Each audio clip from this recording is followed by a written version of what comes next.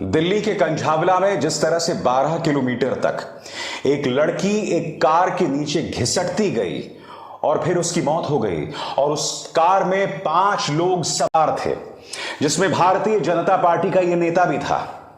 अब सरकार की नाकामी को बचाना है, लॉ एंड ऑर्डर को लेकर दिल्ली की क्या बदतर हालत है उसे लेकर सरकार को बचाना है। तो देखिए मीडिया किस तरह का प्रोपेगेंडा चला रहा है।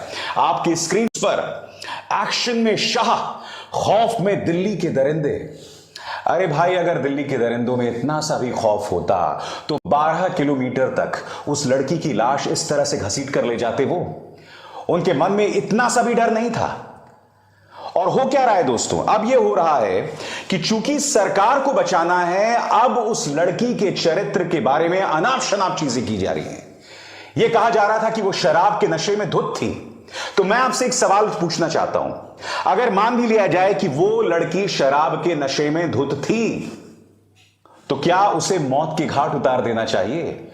शराब के नशे में तो वो 5 लोग भी धुत थे, वो तो जिंदा हैं, उन्हें कुछ नहीं हुआ।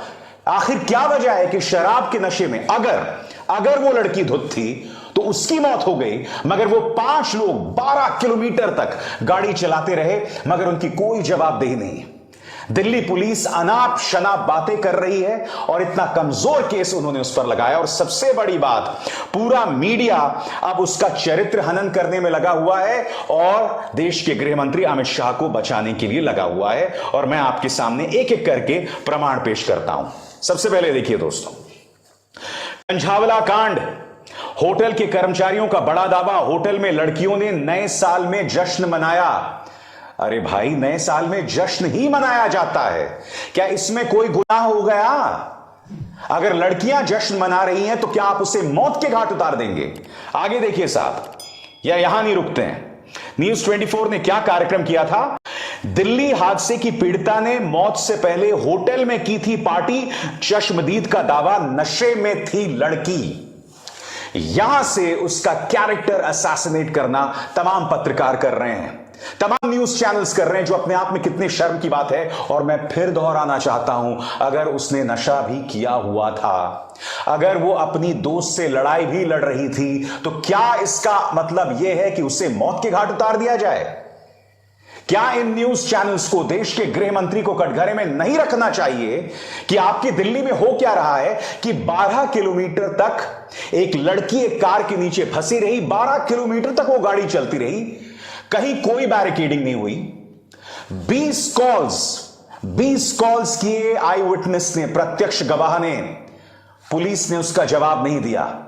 कहीं पर कोई बैरिकेडिंग नहीं थी, गाड़ी लगातार चलती गई। और उसके अलावा वो जो गाड़ी थी कहां से आई थी और उसके बाद वो कहां गई, इसको लेकर कोई सीसीटीवी सामने नहीं उभर कर आ रहा है। क्यों? क्या ये सवाल नहीं किए जाने चाहिए? आखिर उस गाड़ी के अंदर बीजेपी का एक नेता था, क्या उसे बचाने की तमाम कोशिशें हैं? क्या ये तमाम सवालात न्यूज मीडिया को नहीं पूछना चाहिए? न्यूज मीडिया क्या कर रहा है मैं आपको बताता हूं दोस्तों, शर्मनाक कवरेज, इन्हें शर्म आनी चाहिए। अब देखिए, दिल्ली पुलिस हिलेगी, फॉरेंसिक फाइल खुलेगी, सबसे बड़ा खुलासा अभी बाकी है। अरे भाई, इसमें देशहित क्या है? जी न्यूज का एंकर कह रहा है यह देशहित है। कहां देशहित है? कुछ देर पहले हमने देखा, दरिंदे कांपेंगे, अमित शाह काम करेंगे, अमित शाह ये करेंगे। अरे भाई, अगर दरिंदों को अमित शाह जी का डर होता तो ये घटना होती क्या? नहीं होती ना। और सबसे बड़ी बात, उनमें से एक भारतीय जनता पार्टी का नेता था। क्या इसलिए नर्म रवैया तो नहीं अपनाया गया? आगे देखिए, दूसरी लड़की सब जानती है, दिल्ली पुलिस जो देख नहीं पाई, लड़की की सहेली जानती है रात का राज।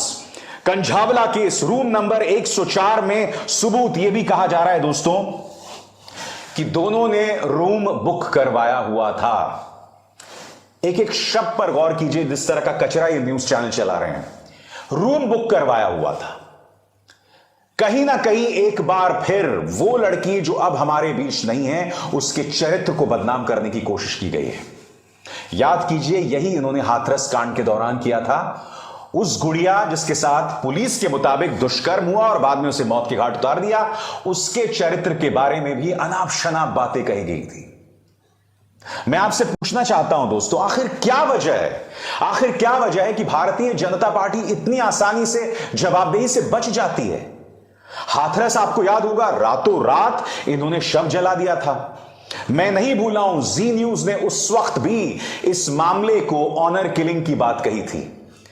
उनके प्राइम टाइम में उस तिहाड़ी पत्रकार ने बाकायदा इसका दोष परिवार पर मढ़ना शुरू कर दिया था।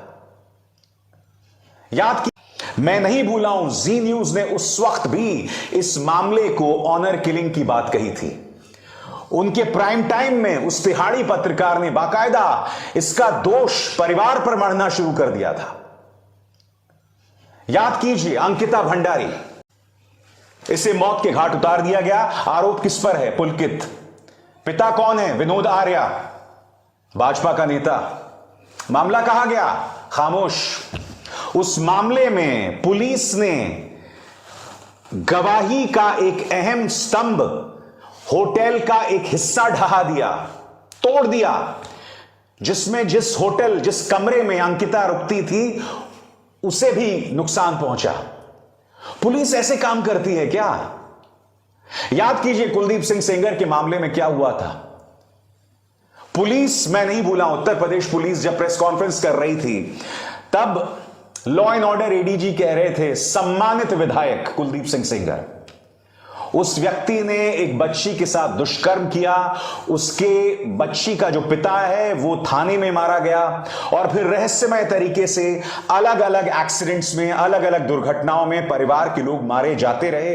ये सब हकीकतें हैं भाई। स्वामी चिन्मयानंद, ये जिस तरह से लड़कियों का यौन उत्पीड़न कर रहे थे, उसके वीडियो सामने उभर कर आए थे, छोटी छोटी बच्चियों के। यह है संस्कारी बीजेपी। और खामोश रहती है स्मृति ईरानी।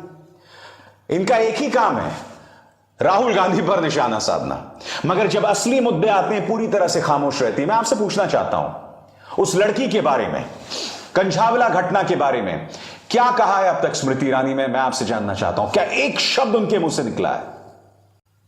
नहीं निकला है। कोई न्यूज चैनल उनसे सवाल नहीं पूछेगा। न्यूज चैनल तो सरकार को बचाने के लिए अब उस लड़की के चरित्र पर हमला बोल रही है। मैं फिर आपसे पूछना चाहता हूं, अगर मान भी लिया जाए कि उस लड़की ने शराब पी थी, तो क्या शराब पीकर चलना एक गुनाह हो गया? वो 5 लड़के शराब पीकर उसे रौंद कर चले जाएंगे, और मैं नहीं जानता और उन्होंने क्या क्या किया। रौंद कर चले जाएंगे और वो शराब पीकर ये कर सकते हैं। लड़की जो अपना स्कूटर चला रही थी, कुछ नहीं कर रही थी, उसने अपने स्कूटर से किसी को नहीं रौंदा, मगर उस कार में सवार उन 5 लोगों ने, जिनमें से एक बीजेपी का नेता था, उस लड़की को रौंद कर चला गया। और अब हम उसके चरित्र की बात कर रहे हैं। ये भी कह रहे हैं कि उन्होंने रूम बुक किया था। ये तमाम चीजें बात हो रही हैं दोस्तों। अब मैं जो कहने वाला हूं दोस्तों, आप में से कई लोगों को बुरी लग सकती है। वैसे तो निर्भया के साथ नहीं होना चाहिए था 2012-13 में जो हुआ, मगर सोच के सिहरन पैदा होती है दोस्तों। अगर आज निर्भया के साथ वो हुआ होता, 2022 में, 2023 में ऐसा कुछ हुआ होता, तब क्या होता बताइए? तब निर्भया के चरित्र पर सवाल उठते कि वो इतनी रात अपने बॉयफ्रेंड के साथ क्या कर रही थी। उसके और उसके परिवार के चरित्र पर सिर्फ इसलिए कि दिल्ली पुलिस को बचाना है, सरकार को बचाना है, इस तरह की बातें की जाती। मैं आपसे पूछना चाहता हूं, क्या निर्भया के चरित्र के बारे में उस वक्त किसी भी न्यूज चैनल ने कुछ कहा था? नहीं कहा था ना। सिर्फ बचाव पक्ष के वकील जो हैं अनाप शनाप बातें कर रहे थे। वो कौन था? एपी सिंह। हां, एपी सिंह वो उल्टी सीधी बातें कर रहा था। मगर क्या मीडिया ने उस वक्त ये तमाम बातें कही जो अब तुम कंझावला में उस लड़की के बारे में कह रहे हो? तुम्हें शर्म आनी चाहिए। क्या तुम अपने परिवार का सामना करते हो?